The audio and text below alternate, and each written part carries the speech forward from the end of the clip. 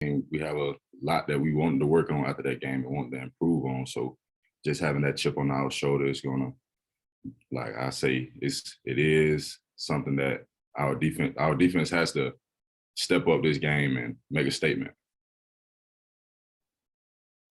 Travon, I had a chance to cover you at 13 WMAZ and Macon. So congratulations on your continued success. Can you talk a little bit about how your high school basketball skills have helped you out to this point, and also, what Coach Parks was able to do for you as you continue to represent the 706?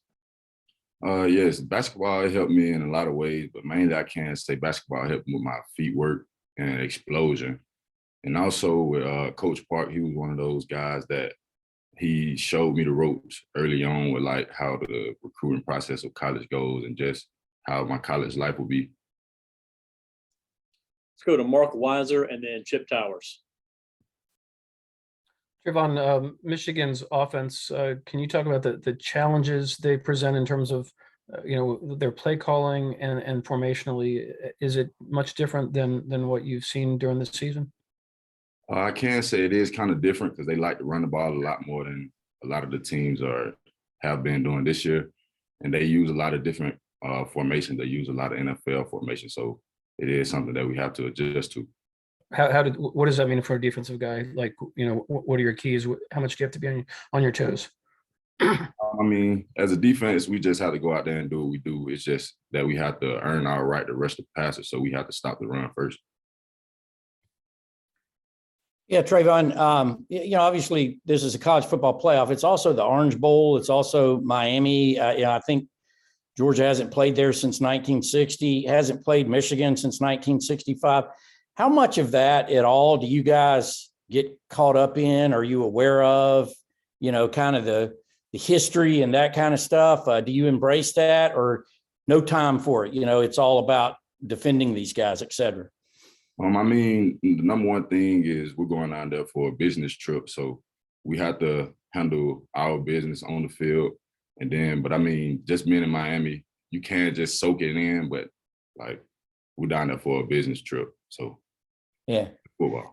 You touched on this, but Hassan Hawkett, they're running back, and the other guy, 2,000 yards rushing between the two. You just don't see that anymore. What's been your view reviewing the tape and stuff of those guys of how they're able to be so productive in the run game? Those are some hard running backs, like some physical running backs. Don't go down easy. And like I said earlier, we're just going to have to stop the run because we know that's what they're going to come out trying to do. Let's go to Jake Rowe and Allison Mastrangelo.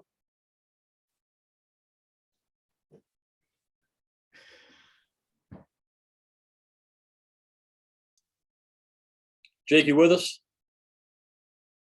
Allison, go ahead, please.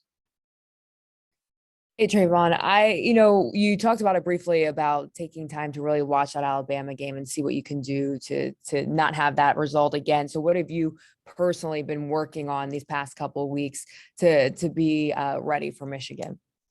One thing that I could say would help me personally was conditioning wise, like just running harder at practice so I can get myself in that position to play as many snaps as I need to in the upcoming games so I can be in shape. Let's go to Charles Odom and then Dean Legge.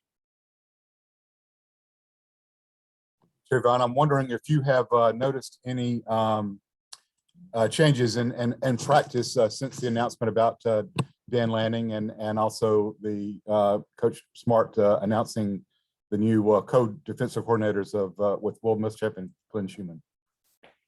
It's all the same because the guys and the coaches, we're still all bought in, and we're still on the same mission that we were on at the beginning of the year, which is to win the national championship. And now we have Michigan in our way, so it's no changes. Everything is still the same, really. And we just got to keep moving forward. Trevor, I want to get back to the conditioning. Do you think that affected y'all, that y'all were playing so few four-quarter games? When you're talking about now getting back into condition, do you think that had an effect during the last game that you played? I can say that sometimes some of the guys probably did get a little winded, and that did play a small part in the loss. But overall, just think it's things that we had to fix on our own. Go to David Pascal and then Connor Riley. Hey, Travon, I don't know how well you got to know Coach Tucker during the recruiting process, but Mel Tucker's the only coach that's beaten Michigan this year. And of course, he worked with Coach Lanning and Coach Schumann.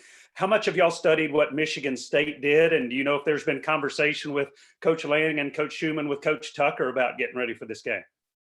I mean, I have watched some film from that game where they played Michigan State, but with the coaches talking, I'm really not sure how much they've talked to Coach Tucker, but I have watched that game. Hey, Travon, earlier you mentioned having to make a statement against Michigan. How does this defense go about doing that, given how different Michigan plays? We just have to go out there and play our ball, our type ball. And that's just being the most physical team on the field and not wanting anybody to run all over us or do whatever they do. We just want to go out there and play our ball. Let's go to Jed May and then Ryan Curley. Yeah, Travon, you mentioned your basketball background there a little bit ago. How does specifically does that help you as a pass rusher with your footwork and balance and all those kind of things? With my pass rush, like I said my footwork and my explosiveness, just with me being able to do the things that I did on the court, it helps with my get off, to be specific, as like being an explosive player off the ball. And then also my footwork, which means like I don't get involved in too much of the trash that goes on the inside, say for instance, I'm rushing on the inside. Are you the best basketball player on this team right now? I would agree so. Travon, the last week or so has been different with no one on campus and everything. How has it been different for you? I know you guys get to work out a little bit more and watch film a little bit more. Is there anything specific for you that you're doing differently? Just treatment, taking care of my body, because I know my body is a couple $1 million. So I want to just take care of my body for the future reference. Let's go to Palmer Toms and then Michael Cunningham. Travon, I know you've been focused on watching the Michigan offense, but wanted to see how much you've seen from Aiden Hutchinson and what stands out to you about him as a fellow defensive player. I've watched a pretty good bit of tape, and just watching those running backs, like I stated earlier, they're hard runners and they're not easy to go down. So we have to really emphasize tackling going into this game also. Good morning, Travon. Obviously, there's been spikes in COVID cases in a lot of different places. Has that been much part of the conversation for you guys as you get prepared to travel down here to Miami? Yes, it has been, just because we don't want to lose any players to something that we can kind of prevent, which is by putting back on our masks. So yes, that has been a conversation. Let's go to Drew Hubbard. Hey, Travon, talking about Michigan's run game, do you think going up against, Zamir White, James Cook, those guys every day in practice, do you think that's going to help you out come Orange Bowl?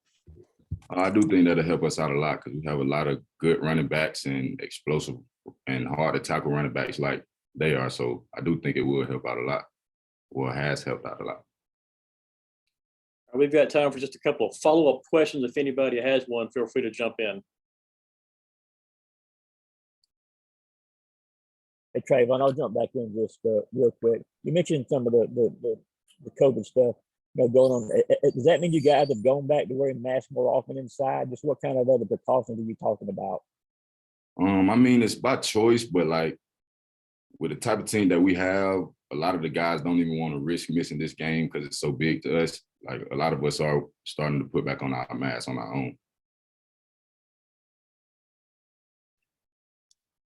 What are your holiday plans before you head out for the playoff game? I'll say just basically getting home to see my parents, my grandparents, spend time with my nieces and sisters. That's my big objective over this break.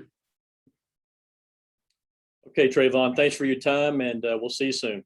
Yes, sir. Thank you.